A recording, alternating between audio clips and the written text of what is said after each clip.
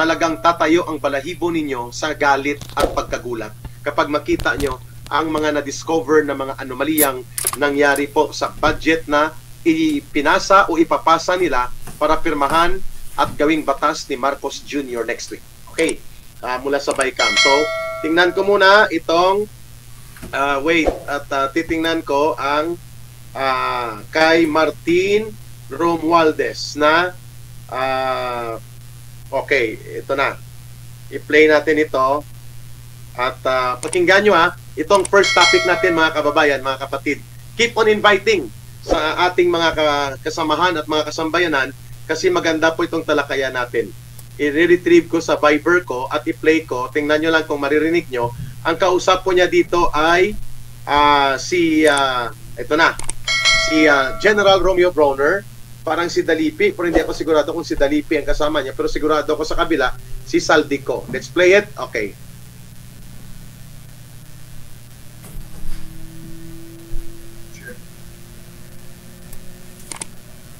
Pakinggan nyo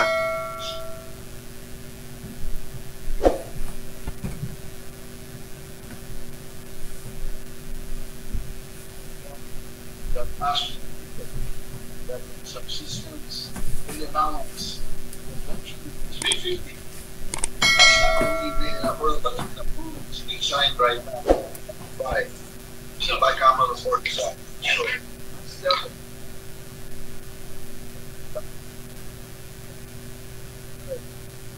That's all fake news. Basta nagsalita tayo. Speak. And as a speaker in the House would speak. We need it. We always deliver. You are top priority, sir. Please tell the many top priority to kayo. Okay. Malabo daw, pero you can view sa Ka Eric Jeff Celis Facebook ko. Nandun po yon. 2 minutes lang naman siya. Mga 2 minutes and 22 seconds. Ano po yung video na ito na pinadala sa atin? At authentically, ito po yung nakita din natin sa iba pang mga Viber groups at ganoon din po sa mga members of Congress.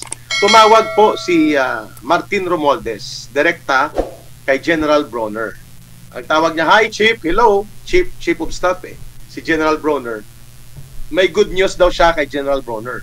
Katabi ni Martin Romualdez sa video na yan, na makikita nyo dyan sa, na-i-post ko na sa Facebook ko, sa Ka Eric Jeff Celis Facebook, at sa Ka Eric 2.0.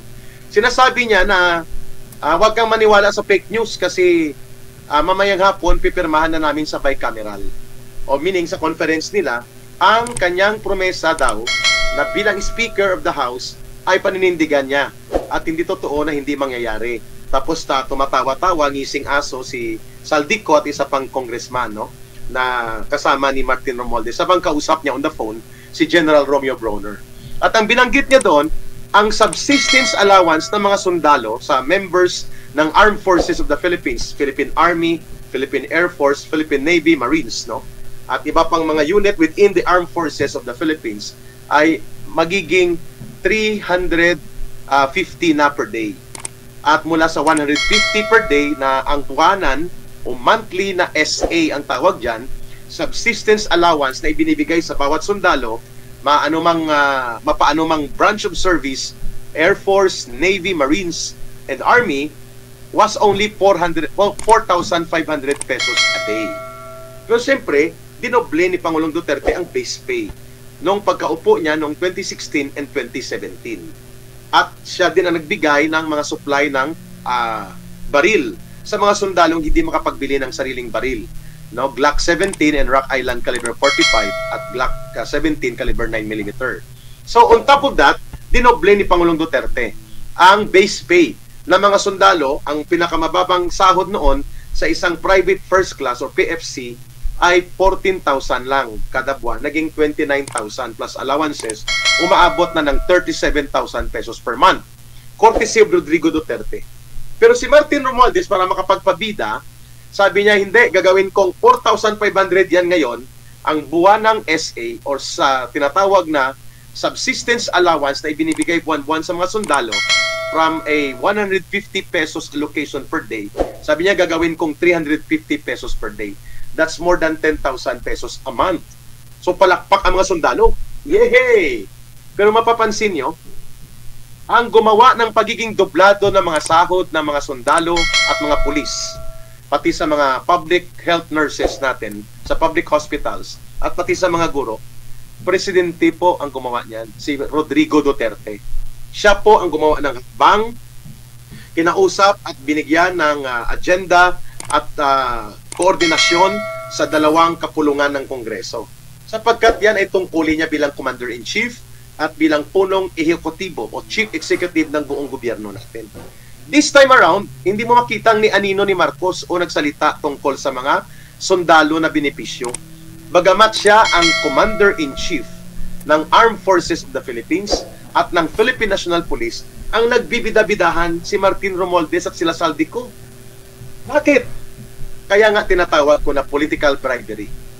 Bagamat tama, totoo, na kailangan ng mga sundalo na magkaroon ng karagdagang benepisyo sa pang-araw-araw na suporta sa kanilang survival from 150 pesos to 350 pesos, that will make it from 4,500 a month to 10,500 per month, ay malaking tulong yan sa pamilya ng mga kawawang sundalo, lalo na po ang mga enlisted personnel.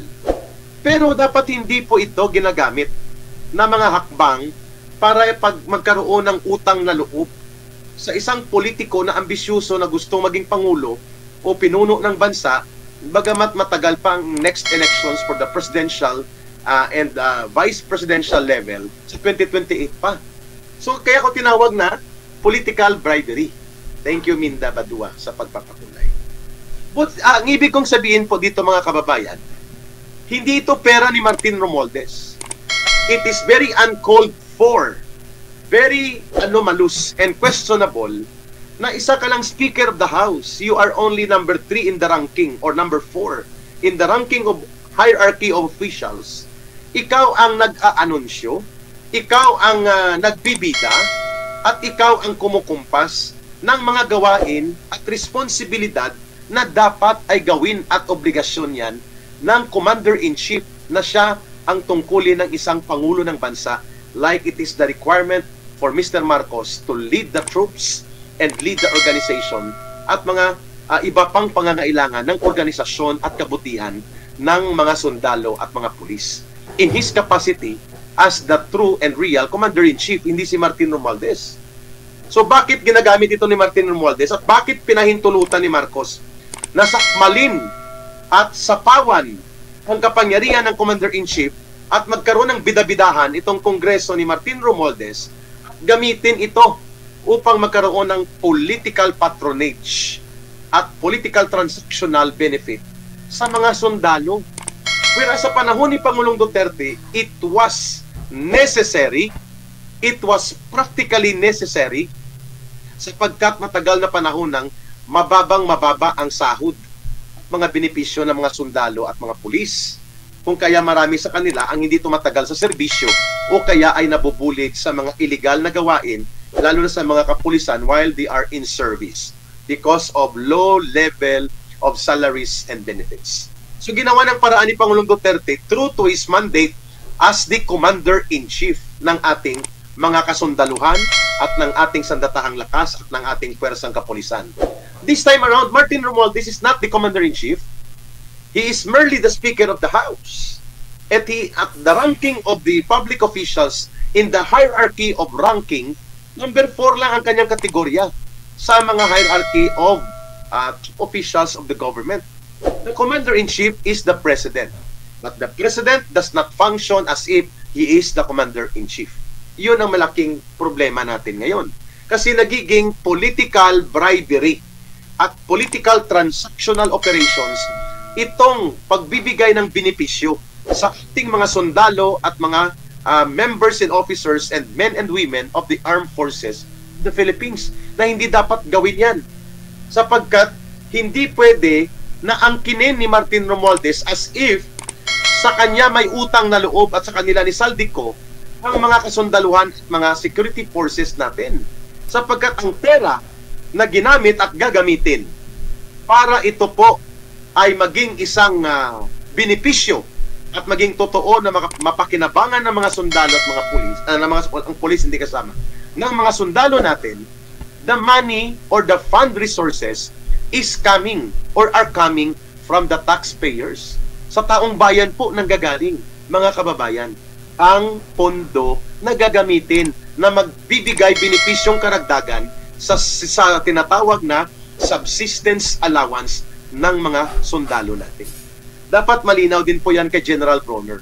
Wala pong utang na loob ang mga sundalo at pulis, o for this matter, for this particular issue, sa subsistence allowance. Walang utang na loob o dapat pasalamatan ang mga officers of men and women ng ating Armed Forces of the Philippines kay Martin Romualdez, sapagkat yan ay pondo na nanggaling sa buwis kaban ng mamamayan, hindi sa pribadong yaman o pribadong pondo nila Martin Romualdez at ng Kongreso. Thank you, Texas Pinoy, sa pagpapakulay. Malinaw mga kapatid, ito ay isang political bribery. Nakakahiya po ito at dapat ito ay mailinaw ng maayos ni General Bronner sa mga tropa, sa mga members, sa officers, sa men and women of the Armed Forces of the Philippines. Bagamat napakahalaga, napapanahon at napakakailangan na mag-increase ng subsistence allowance ng ating mga kasundaluhan and even sa mga pulis sa kanilang daily allowances at pati sa kanilang rice allowances na may anomalya din na involved dyan, pupusisiin din natin yan kasi may pumapasok na messages din tungkol dyan na kinakaltasan at kinakapon din ang kanilang rice allowances. At ang itinuturo ay Office of the Chief PNP. Sa pulis naman ito. Puntahan natin yan ayon sa mga report na natanggap natin. Ngayon, itong tanong, ba napasalamatan ng mga sundalo at pulis, the men and women and the officers of the AFP, ang itong political transactional operational diskarte ni Martin Romualdez at ng Kongreso? Hindi. Yan po ay nararapat at karapat-dapat na matanggap ng mga sundalo natin at lalo na ng mga ordinaryong mga enlisted personnel na mga miyembro ng tropa ng ating sandatahang lakas, sapagkat yan ay long overdue. Matagal nang dapat ibinigay yan. Nakabutan lang po ng kanyang end of term sa pagkapangulo si Pangulong Rodrigo Duterte. Pangalawang punto po natin, gustong palabasin ni Martin Romualdez na kapag daw siyang nagsalita at kanyang sinabi ay may mangyayari. Kupa, parang yun ang gusto niyang sabihin. Kupa, General Bronner. Ko ito, si Martin Romualdez ito. When the speaker speaks, it will happen. Wow! Ang galing! When the speaker speaks, it will happen. Yun ang sabi ni Martin Romualdez. At pumalakpak si Saldico, ang kanyang sidekick na alalay niya, julalay niya, dito sa mga maniobra sa pondo sa Kongreso.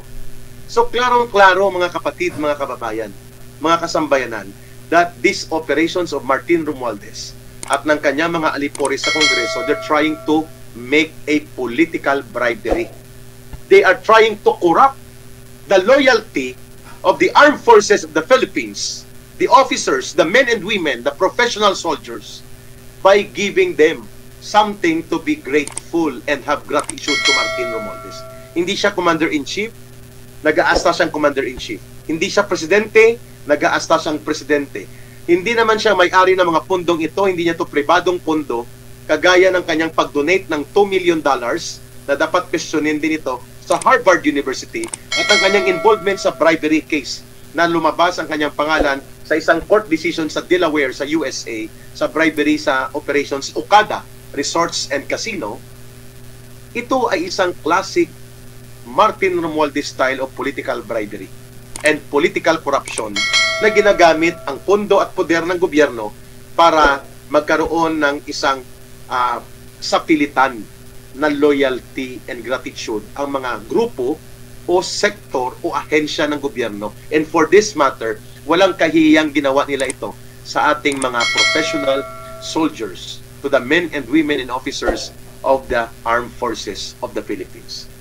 Nung sabi ng mga netizens natin, ba, pangtapal pera lang pala ang pwedeng magpatahimik sa AFP sa nakikita nilang kabulastugan, kapusuhan at kawalang hiyaan sa loob ng gobyerno ngayon, administrasyon ni Marcos at ni Romualdez, dahil lamang i-increase ang subsistence allowance from 4,500 at gagawin ito na 10,500 per month na, na pera naman yan ng mamamayan, na kung mayroong dapat pasalamatan mga kababayan, ang ating mga opisyal at mga kasapi at mga sundalo tropa ng Armed Forces of the Philippines ay ang mamamayang Pilipino. Sapagkat ang pondo na gagamitin para po mapataas at ma-increase ang benepisyo sa subsistence allowance ng bawat sundalo, ng bawat Air Force, ng bawat kasapi ng Navy, ng Marines, ng Army, ay manggagaling po sa dugo, pawis ng mamamayang Pilipino. Na mga magsasaka, magbubukid, manggagawang bukid, mga minero, mga manggagawa sa paggawaan at pabrika, mga maralitang lungsod, ordinaryong mamamayan, at mga professionals, at mga guro, at pampublikong mga kawani na nagko-contribute ng buwis para mabuhay ang ating gobyerno at ang ating buong bayan. Diyan nanggaling po ang karagdagang pagpapataas sa benepisyong matatanggap ng mga sundalo at pulis sa forma ng increase in their monthly or daily subsistence allowance. So hindi po yan private wealth fund ni Martin Romualdez. Klaro tayo dyan. Itlo, malinaw po na tiniming niya ito sa panahon na mayroong iskandalo ng maruming laro sa politika at kanilang pakikipagsabwatan na nailalantad natin at nakikita ng mamamayan sa mga komunistang teroristang grupo at sa mga impostor at hilaw na komunista at mga bulok na politiko na survivors ng dilawan at pinklawan na grupo. Lahat ng ito hindi nakalagpas sa matalas na pag-observe ng sambayanang Pilipino. So at the height ng kanilang drama at mga manipulated and orchestrated grand scheme of conspiracy political demolition job that they call impeachment complaint against the Vice President at ang kanilang demolition job against the Duterte political group na tinatawag nilang Tuadcom series of hearings, lahat ng ito ay nailantad sa taong bayan.